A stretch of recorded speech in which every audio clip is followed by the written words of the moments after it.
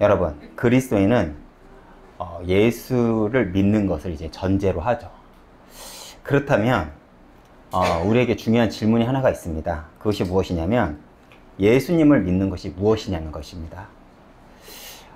그것이 무엇이냐면 바로 예수님을 내 삶의 이정표로 삼아 그 길을 따라가는 것이겠죠. 그렇기에 우리는 예수님이 누구신지를 잘 알아야 합니다. 그래서 하나님은 우리에게 성경을 주셨죠. 왜 그러냐면 성경의 가장 큰 주제는 바로 예수 그리스도입니다. 그렇기 때문에 성경은 창세기부터 계시록까지 예수님에 대해서 이야기를 증거하고 있습니다. 성경의 구약의 모든 사건, 모든 인물들은요, 그리스도를 예표하고 있고, 신약의 모든 서신서와 모든 복음서는 예수님에 대해서 이제 설명하고 있습니다. 그래서 우리가 예수님을 잘 알기 위해서는 가장 먼저 이제 성경을 봐야 되겠죠. 그런데 성경을 보는 데서만 그친다면 아마 우리의 지식으로만 남을 것입니다. 그것을 묵상하고 그것을 마음에 담긴 말씀을 붙잡고 기도를 해야 되겠죠. 그런데 이제 우리가 그렇게까지를 하기까지는 우리가 이 말씀이 깨달아지기가 굉장히 어렵습니다. 그래서 예배 자리에 나와서 설교를 통해서 이 말씀을 이해하는 단계까지 나가는 것입니다. 그리고 그 내가 붙잡고 깨달은 말씀을 구체적으로 이제 내 삶에 적용을 해야 되겠죠. 그것을 보고 우리가 말씀을 따라간다라고 우리가 이해하면 되겠습니다. 지난주 우리는 히브리서 12장을 통해서 성도가 어떻게 증인으로 세워지는가에 대해서 함께 알아보았습니다. 여러분들 한 주간 믿음의 경주에 대해서 승리하셨나요? 사실 우리가 믿음의 경주를 한다는 것은 말로는 쉽습니다. 그러나 사실 우리의 힘으로는 믿음의 경주를 힘써 살아내기는 굉장히 어렵죠. 왜 그런가 하면 세상이라는 벽이 사실 엄청나게 크기 때문에 그렇습니다. 현실이 그렇게 막막한 가운데 우리가 믿음으로 살아내기가 사실 쉽지 않습니다. 그래서 많은 이들이 예수를 믿는다곤 하지만 현실 앞에서 적당히 타협을 하고 합리화를 합니다. 우리는 이것을 조심해야 돼요. 그런데 그것을 믿음이라고는 하지 않습니다. 그것을 자기 만족, 스스로 위로하는 자기 만족이라고 하는 것이죠. 예수를 믿는다고 했을 때는요, 아까도 제가 말했지만 그리스도를 내 기준으로 삼아 우리가 가는 것을 보고 예수를 믿는다고 합니다. 우리가 종교와 기독교를 분리하지 않습니까? 왜 그런가 하면 종교는 끊임없이 내 삶과 상황에 맞춰서 타협을 하고 조절을 합니다. 근데 진리는 그렇지 않죠. 이것이 진리라고 하면 내 삶을 거기에 맞추는 게 맞아요. 제가 왜 이런 얘기를 하냐면 히브리서가 기록할 당시 역시 그랬습니다. 히브리서는 분명 복음을 듣고 예수를 믿었지만 여전히 힘든 세상에서 살아가야 하는 히브리인들에게 믿음을 권면하는 서신서이기 때문에 그렇습니다. 그들은 예수를 믿었음에도 박해와 기근을 비롯한 온갖 어려움 속에서 일부 흔들리는 자들이 생겨났죠. 그들은 믿음을 아주 잃은 것은 아니었지만 동요하는 자들이 있었기 때문에 그들이 듣고 믿었던 사실을 등한히 여기지 말고 떠내려가지 말라고 권면하는 서신서가 히브리서입니다. 그래서 히브리서를 이렇게 딱 보면 우리가 제일 먼저 생각나는 말씀들이 있죠. 히브리서 11장 믿음에 대한 거, 그리고 히브리서 12장 믿음의 경주에 대한 거 가장 중요하게 생각합니다. 저 역시도 그랬죠. 그래서 많은 교회에서 그 두 장을 중심적으로 히브리서에 대해서 설명을 합니다.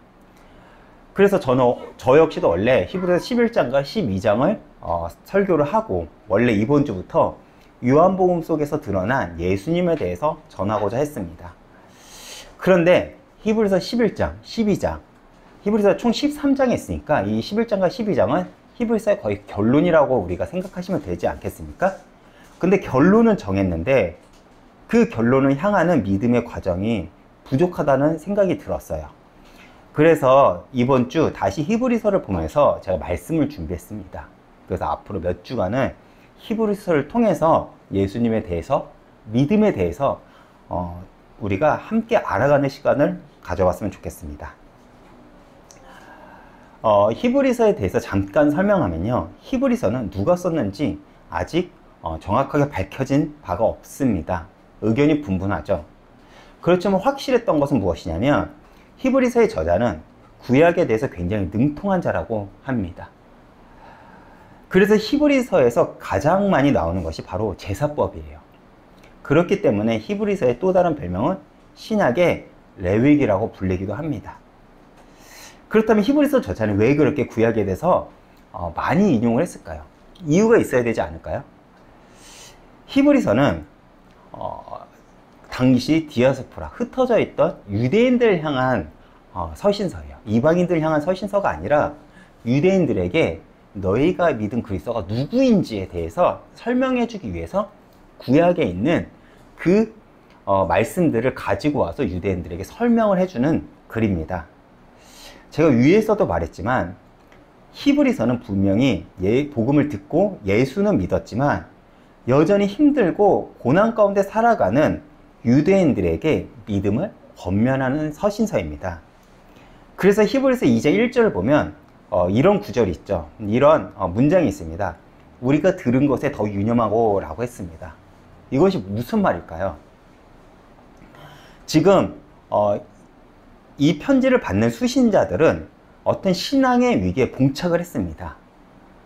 그런데 그들은 이미 복음을 이미 알고 있었고 예수를 믿었던 자임을 이제 우리가 이 짧은 문장을 통해서 알 수 있는 것이죠. 그런데 그들이 신앙이 세상에 흘려서 떠내려갈 난관에 부닥쳐 있다는 것입니다. 그 상황 속에서 히브리서 기자는요, 이 편지를 쓴 것이죠. 그래서 히브리서 기자는요, 그들에게 믿음을 권면하면서 이제 간절한 마음으로 글을 쓴 것입니다. 그렇다면 기독교인들에게 이때는 어떤 박해가 있었기에 그들은 믿음이 흔들렸을까요? 나중에 제가 이 상황에 대해서 자세하게 이제 설교를 할 날이 아마 있을 거예요. 그런데 제가 짧게 이야기하자면 이들은 처음에 예수를 믿게 되었습니다. 그리고 그들에게 당하는 부당함은 뭐였냐면 재산을 빼앗고 쫓아내는 것으로 먼저 시작이 되었어요. 힘들었겠죠. 근데 거기까지는 참을만 했습니다. 그것이 이제 사도행전 18장에 나오는 브리스길라 블루부가 로마에서 쫓겨나 고린도에 간 사건이겠죠. 그들은 로마에서 큰 사업을 했는데 쫓겨나 가지고 고린도에 이제 이르렀던 사건. 거기서 이제 바울을 만나게 되는 것이죠. 거기까지는 이제 내가 예수를 믿음으로 어느 정도 버틸만 했어요. 힘들지만. 그런데 문제는 무엇이냐면 그리고 나서 약 10여 년이 흐르고 나서 그리스도인들을 향한 핍박이 이제 절정에 이르기 시작합니다. 즉 무서운 피 흘림과 순교의 행렬이 이어지기 시작한 것이죠. 제가 히브리서 10장을 잠깐 보겠습니다. 10장 32절부터 34절을 제가 잠깐 읽어보겠습니다.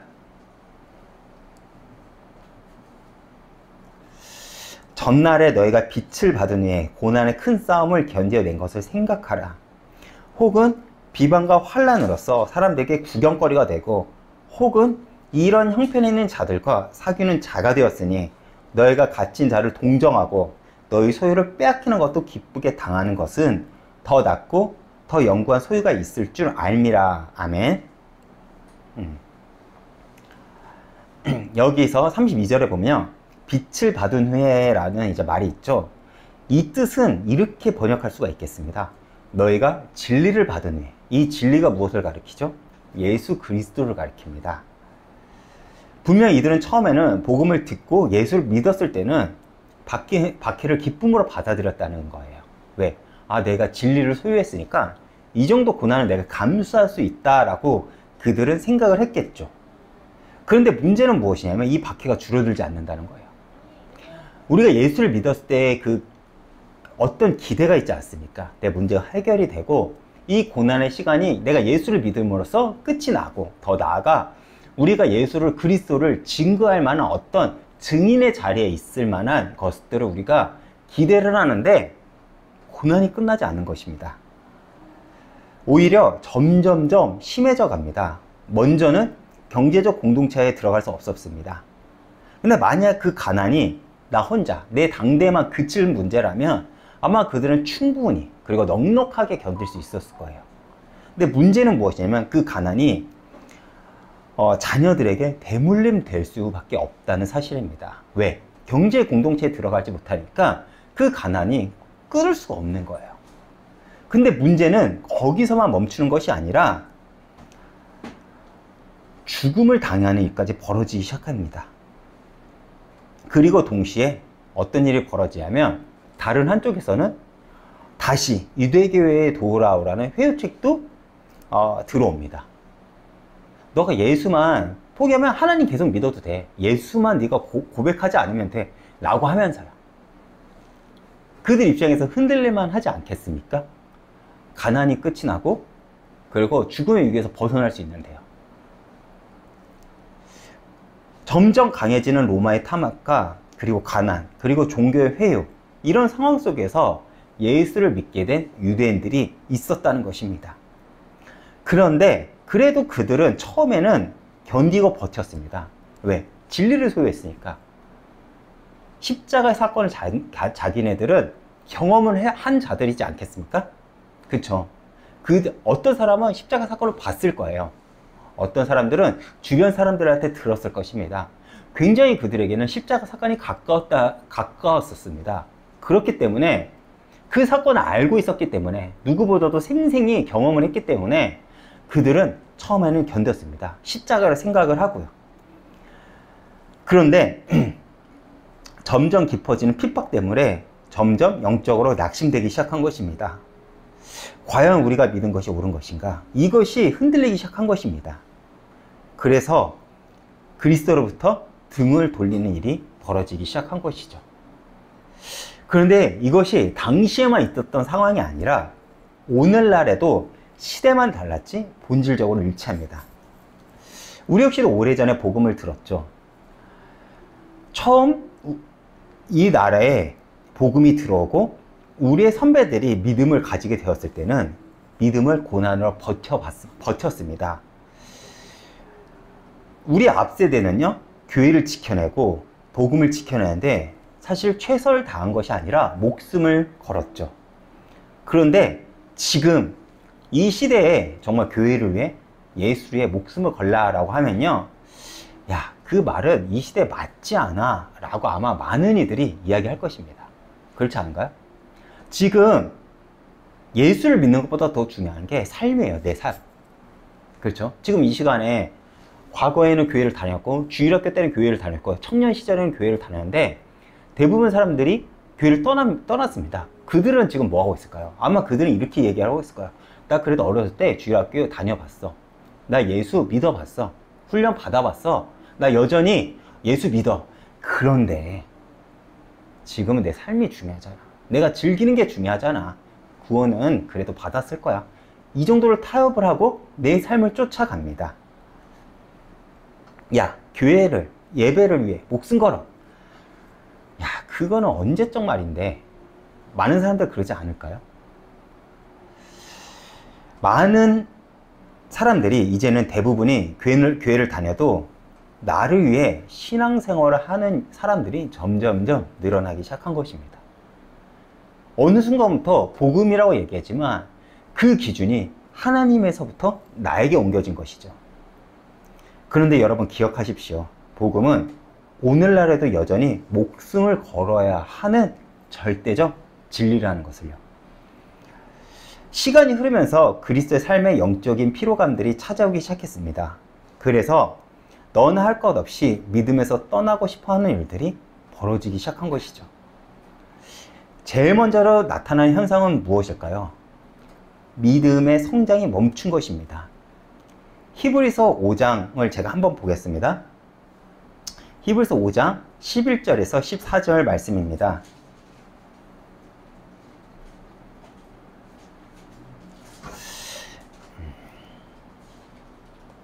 제가 12절부터 읽겠습니다. 때가 오래되었으므로 너희가 마땅히 선생이 되었을 터인데 너희가 다시 하나님의 말씀의 초보에 대하여 누구에게서 가르침을 받아야 할 처지이니 단단한 음식은 못 먹고 젖이나 먹어야 할 자가 되었도다. 이는 젖을 먹는 자마다 어린아이니 의의 말씀을 경험하지 못한 자여. 단단한 음식은 장성한 자의 것이니 그들은 지각을 사용함으로 연단을 받아 선악을 분별하는 자들이니라. 아멘. 뭐라고 설명합니까? 세월이 지나 마땅히 너희가 복음을 증거를 하고 가르칠 수 있는 선생이 되어야 할 나이가 되었음에도 불구하고 여전히 젖병을 빨고 있다고 히브리서 기자는 책망을 하고 있는 것이죠. 이 말은 뭐냐면 예수를 믿은 지가 오래가 되었는데 여전히 받는 거에만 익숙하다는 것입니다. 아이들의 특징이 무엇이죠? 자기중심적이라는 거예요. 감정을 통제하지 못합니다. 짜증을 내고 싶으면 짜증을 내고, 배가 고프면 울고, 잠자고 싶으면 웁니다. 그런다고 해서 저 아이가 악하다고 말할 수 있습니까? 누가요? 아무도 그러지 않습니다. 아이니까 당연합니다. 근데 저 아이가 성인이 되어서도 여전히 그런다고 하면 어떨까요? 그걸 보고 악하다고 얘기합니다.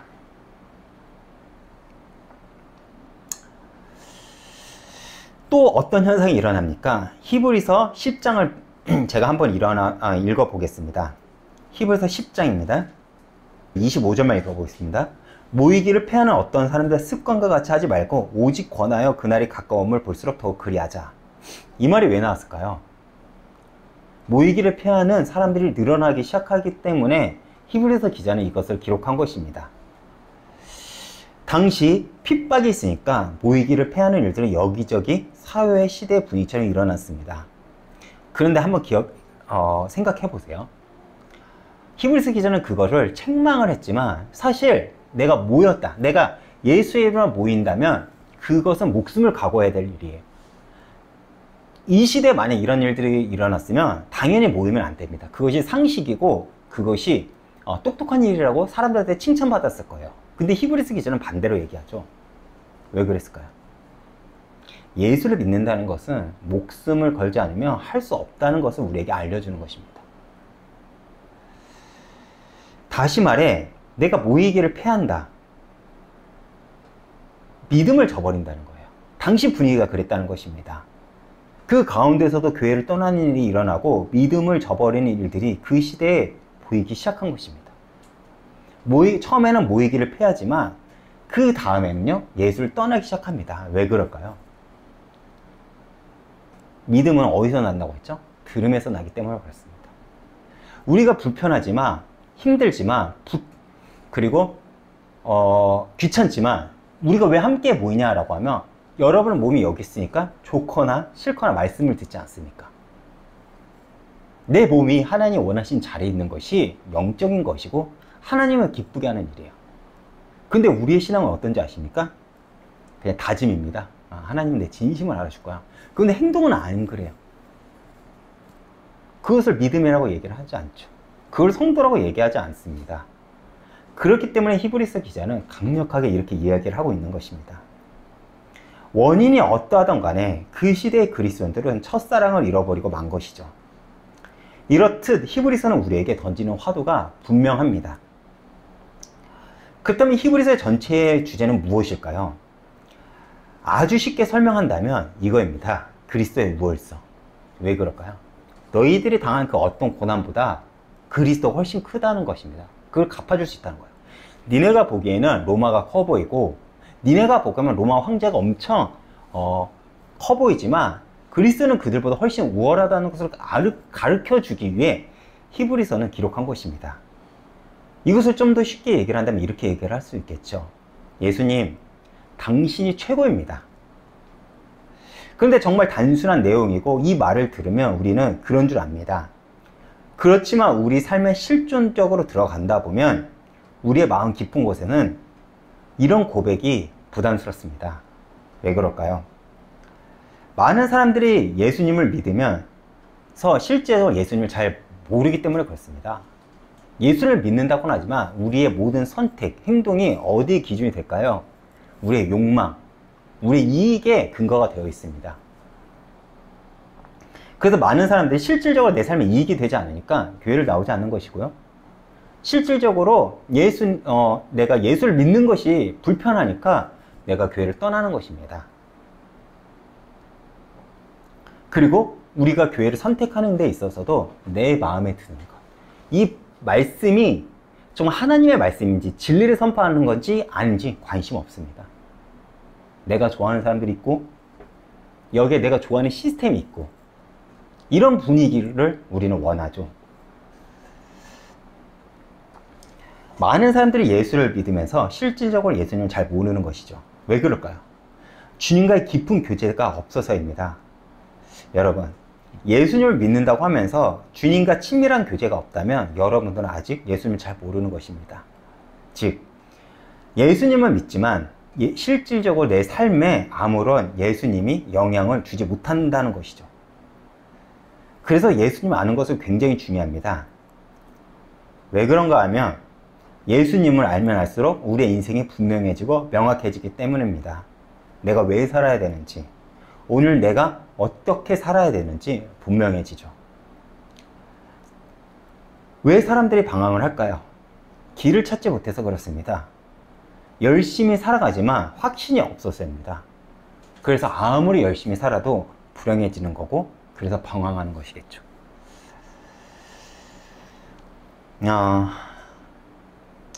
그리스도는 어떤 분일까요? 너무나도 잘 알고 있지만 구약에는 그리스도를 메시아라고 했습니다. 그리고 신약에는 그 메시아를 그리스도라고 부르죠. 이것을 번역을 하면 기름 부음 받은 자라고 이제는 해석을 할 수 있습니다. 어떤 존재들이 기름을 부음 받았냐라고 하면 여러분들도 잘 알다시피 선지자, 왕, 제사장이겠죠.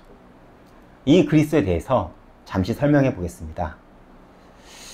흔히 기독교를 계시의 종교라고 합니다. 이 계시는 어떤 의미를 가지냐면 열어서 보여주다라는 의미를 가지고 있죠. 일반적인 종교는 인간의 수행과 득도의 과정을 통해서 그 참되는 어떤 것을 터득하고 알아갑니다. 그래서 종교의 근본의 시작은요, 인간입니다. 내가 깨달아야 돼요. 내가 수행을 해야 되는 거거든요. 그런데 기독교의 출발점은요, 전혀 다릅니다. 기독교는요, 하나님에서부터 출발을 하죠. 그래서 하나님께서 먼저 보여주셔야만 그 진리를 알 수 있다고 합니다. 그렇기 때문에 각자 하나님을 믿게 되는 과정과 하나님을 알게 되는 그 모습들이 다 다릅니다. 그래서 내가 경험한 것을 절대적인 기준으로 둘 수가 없는 거예요. 각자가 특별 계시이고 각자가 하나님의 계시를 받은 자들이기 때문에 그렇습니다. 그래서 기독교를 계시의 종교라고 합니다. 그래서 종교와 기독교의 근본적인 차이가 여기서 벌어지게 되는 것이죠. 오늘 본문 히브리서 1장 1절을 제가 다시 한번 읽어보겠습니다.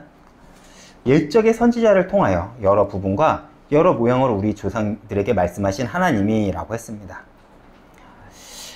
당시 구약의 선지자들은 어떤 역할을 했습니까? 하나님의 말씀을 직접 받고 전해주는 역할을 했습니다. 근데 여기서 끊는 게 아니에요. 히브리서 기자는 이렇게 얘기를 합니다. 여러 부분과 여러 모양으로. 이것이 어떤 뜻이냐면 구약의 계시는 어떤 선지자 한 사람에게만 준 것이 아니라는 것입니다. 여러 선지자들에게 주었다는 것이죠. 그래서 그 선지자들이 계시를 받을 때는 전체를 받은 것이 아니라 각자 부분적으로 받았다는 거예요. 그래서 그 한 선지자의 그 메시지만 듣고서는 예수에 대해서 전체 그림을 볼 수가 없다는 것입니다. 퍼즐로 이해한다면 구약의 선지자들은 각각 한 조각씩만 받은 것입니다. 그러니까 그것은 구약의 계시는 아직 완성되지 않은, 충분하지 않은 계시라는 것입니다. 아무리 위대한 선지자라고 할지라도 그 역시 한 조각만 맡은 불완전한 선지자였다는 것입니다. 그런데 그것이 틀렸거나 그 계시의 내용이 잘못되었다는 것이 아닙니다. 아직 충분하지 않았다는 것이죠.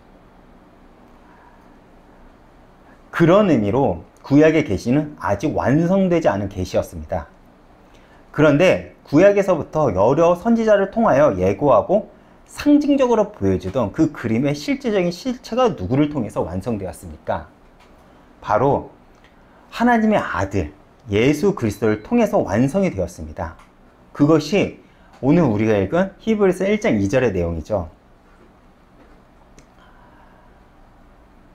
이 참 선지자가 되신 그리스도가 그러면 우리에게 어떤 역할을 하십니까? 이전에는 우리가 하나님 말씀을 듣고 이 말씀을 깨닫기 위해서는 선지자의 말을 직접 들었어야 됩니다. 그런데 하나님의 계획과 그의 뜻이 이제는 성령으로부터 우리 한 사람 한 사람의 계획을 가지고 알게 하신다는 것입니다. 그렇기 때문에 우리는 말씀을 봐야 되고 그 말씀을 붙잡고 우리가 기도를 하는 것입니다. 좀 더 제가 쉽게 설명하면 하나님은 이제 우리에게 이 놀라운 경영을 나와 함께 공유하고 싶다는 것입니다. 나의 경영을 이제 내가 너랑 함께 공유하면서 나의 역사를 함께 완성해 나가자는 것이에요. 그래서 내 인생을 통해서 하나님의 경영을 이루신다는 것입니다. 그래서 우리는 하나님의 경영에 동참하고 싶다면 우리는 말씀을 봐야 되고 하루하루에 그 은혜를 놓치지 말아야 되며 예배를 무엇보다도 소중히 여겨야 되겠죠. 그리고 두 번째는 차망 되신 그리스도입니다. 하나님의 아들을 히브리서 기자는 어떻게 소개하고 있습니까? 만유의 상속자로 이제 소개하고 있습니다. 그리고 그 범위가 어디까지입니까? 보이는 세계와 보이지 않는 세계, 즉 전우주적인 영역을 이야기합니다. 그런데 이것이 우리와 무슨 상관이 있을까요? 베드로전서 1장 4절에 보면 이런 말이 있습니다. 산 소망 대신 그리스도가 우리에게 유업을 있게 하신다라고 했습니다. 우리는 사실 이제 그리스도 밖에 있었죠. 그리고 그분의 대속 죽음을 통해서 이제 우리는 그리스도 안으로 들어왔습니다. 이 말은 무엇이냐면 원래 그리스도에게만 속했던 이 상속의 유업이 우리의 목도 된다는 것이죠. 왜요? 우리는 그분의 지체가 되니까요. 이해가 가시나요? 이전에 우리가 교회 밖에 있었어요. 근데 예수를 믿게 된 후면요, 우리는 이제 예수의 지체가 됩니다. 그래서 우리는 교회가 중요한 거예요. 그리고 우리의 몫이 된다는 것이죠. 왜? 그리스도 안에 있기 때문에 그렇습니다. 그래서 우리가 고백한 이 신앙 고백은 단순히 뜬구름을 잡는 지식이 아니라 현실적으로 내 삶에 직결되는 문제입니다. 여기에 제대로 된 눈이 열린다면 우리의 시각과 관점과 행동이 완전히 달라질 수밖에 없어. 왜 그렇습니까? 만유의 주권자가 되신, 그리고 이 세상의 통치자이신 차망 그리스도를 통해서 우리는 세상을 넉넉히 이길 수 있다는 것입니다. 이것은 뭐냐면 내가 잘 된다, 승리한다, 이게 아닙니다. 승리한다 라는 건 뭐냐면 내가 버틸 수 있다는 거예요. 문제를 당해도요, 그 문제가 날 삼키지 않는다는 것입니다. 내가 원하는 대로 성공하고 사는 것이 이 세상을 이기는 것이 아닙니다. 하나님의 경영에 내가 동참함으로 예수님이 보좌 우편에 앉은 것처럼 우리는 마침내 그 승리의 역사 가운데로 우리를 주님께서 이끄신다는 것이죠. 그렇기 때문에 우리가 그 삶을 넉넉히 살아간다면 우리는 하나님 앞에 할 말이 있을 것입니다. 너 뭐 하다 왔어? 저요, 주님만 바라보다 왔습니다. 착하고 충성된 종아. 그러면서 저희를 안아주겠죠. 그리고 천국으로 우리를 초대할 것입니다. 그리고 참 대대장 되신 그리스도입니다. 오늘 본문을 보면요, 죄를 정결하게 하신다라고 했습니다. 결국 우리가 당하는 모든 문제는 사실 죄의 문제입니다. 우리는 여전히 죄에 오염되어 있기 때문에 예수를 믿는다고 고백을 할지라도요, 여전히 세상에 끌려갑니다. 그에게는 이 죄 문제를 해결하기 위해서 죄를 지을 때마다 끊임없이 짐승을 잡고 짐승의 피를 흘림으로써 죄사함을 받았습니다. 그런데 그 한계가 명확합니다. 그 제물의 피는요, 결국 썩어집니다. 그리고 그 제사장 역시 유한한 제사장이기 때문에 그 한계는 분명하죠. 그런데 하나님이신 예수님이 희생 제물이 되었다는 것은 무엇이냐라고 하면 영원히 썩지 않고 전혀 흠이 없는 완벽한 희생 제물이 이제 마련되었다는 것을 의미합니다. 그런데 그 희생 제물을 누가 하나님 앞에 가져갈까요? 누가 그 제물을 가지고 하나님 앞에 예배를 드릴까요? 바로 부활하신 그리스도가 대제사장이 되어서 우리의 죄 문제를 완벽히 끝냈습니다. 그래서 우리는 예수와 접붙임을 받고 이제부터 우리는 죄 문제에서 완벽하게 해방을 받은 것입니다.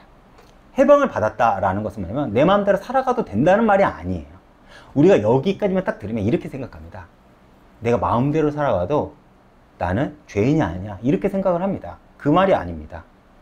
우리가 언제든지 주님 앞에 엎드려 회개를 하면요, 주님은 그 회개를 받아주신다는 거예요.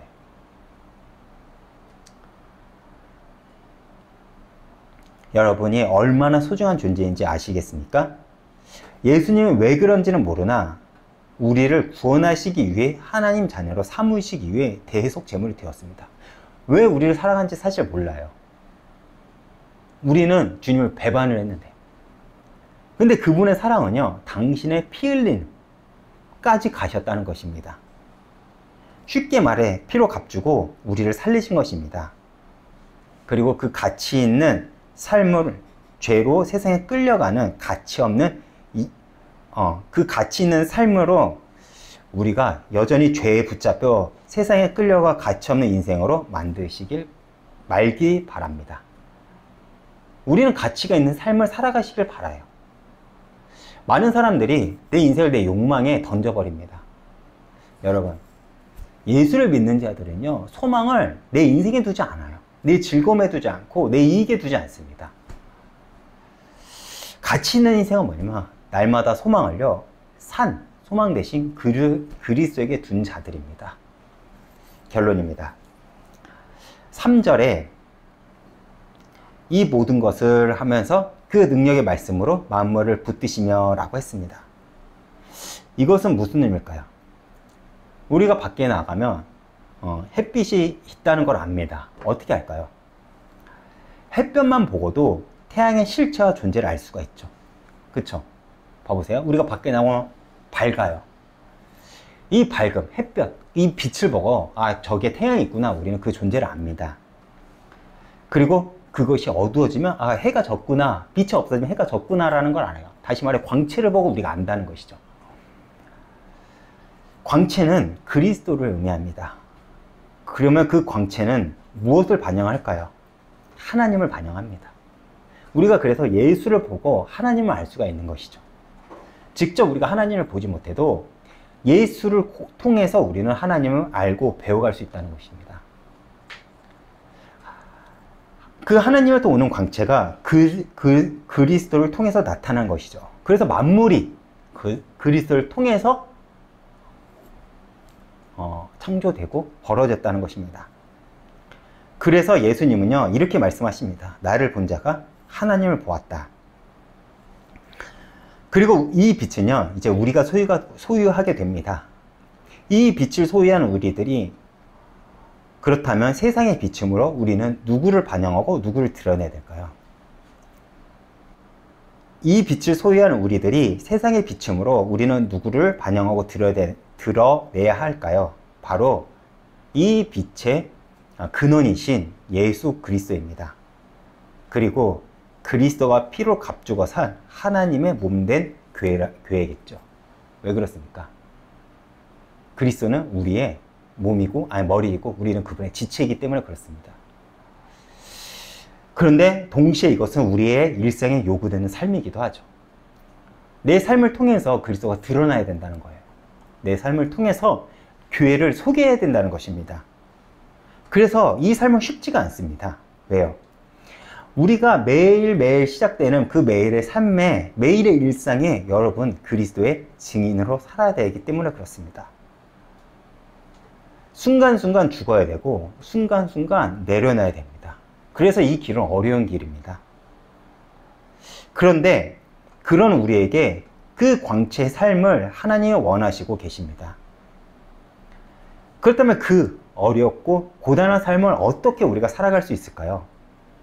오늘 본문을 보면요, 성경은 이렇게 말하고 있습니다. 능력의 말씀으로 붙드신다. 여기서 붙들었단 말은 바로 패론이라고 하는데, 이 말의 뜻은요, 인도하다, 이끌어가다라는 의미를 가지고 있습니다. 그래서 그리스도가 어떤 목적을 향해 세상을 이끌어간다는 그 의미를 가지는 것이죠. 즉 그리스도는 만물을 창조하신 자로서 자신의 능력 있는 말씀을 통해서 모든 피조물을 유지하고 인도하십니다. 그렇다면 여기서 우리에게 분명히 요구되는 것이 하나가 있겠죠. 그것이 무엇일까요? 바로 그 능력 되신 하나님 말씀을 생명처럼 붙잡고 가는 것입니다. 우리가 말씀을 생명처럼 붙잡을 때 그 말씀은 우리를 변화시키고 나뿐만 아니라 내가 있는 현장, 내가 만나는 모든 이들에게도 그 생명이 흘러간다는 것이죠.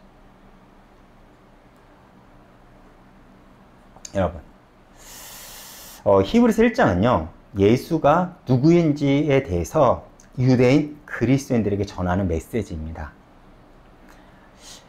당시 그들은요 신앙이 흔들리는 상황 속에 있었죠. 그런 그들에게 그분이 바로 너희들이 구약에서 그렇게 기다리고 기다려왔던 메시아라는 것을 히브리서 저자는 강력하게 설명하고 있어요. 왜 이것을 강력하게 설명했냐라고 하면 그들은 메시아 사상 하나로 노예시대도 버텨냈고 사사시대도 버텨냈고 또 프로 시대도 버텨냈고 또 예수님이 오시기 전 그 마키아 시대라고 하죠. 그 시대도 버텨냈습니다. 니네들이 이걸 안다면 넉넉히 이겨낼 수 있을 거야 라는 것이죠. 그래서 주님을 더욱 사랑하고 믿으면서 견디라고 요구하는 것입니다. 이 요구는 동시에 현대를 살아가는 우리에게도 동일하게 적용됩니다. 예수를 믿는다는 것은 문제를 다른 관점으로 바라볼 수 있다는 능력을 가질 수 있다는 거예요. 그렇기 때문에 예수를 믿는다는 것은 특권입니다. 예수를 믿지 못하는 자는, 예수를 믿지 않는 자들은요 이 문제를 문제 자체로만 봐요. 그런데 예수를 믿는다는 것은 그 그 안에 하나님의 계획을 발견할 수 있고요, 하나님의 뜻을 발견할 수 있고요, 하나님의 인도하심을 발견할 수 있다는 것입니다. 이것이 특권이 아니고서는 무엇일까요? 그렇죠? 그래서 예수를 믿는다는 것은 굉장히 대단한 일입니다. 그래서 오늘 찬양은 제가 예수라는 찬양을 준비했습니다. 이 찬양의 가사 중에 이런 말이 있어요. 예수를 사랑하는 기쁨을 빼앗기지 않도록 바라는 내용들이 있습니다. 왜 그럴까요? 그 기쁨을 빼앗기는 순간 우리는 사단한테 속거든요. 내 기쁨이 예수가 아닌 다른 데로 우리가 향하는 순간 우리는요 하나님과 멀어지기 때문에 그렇습니다.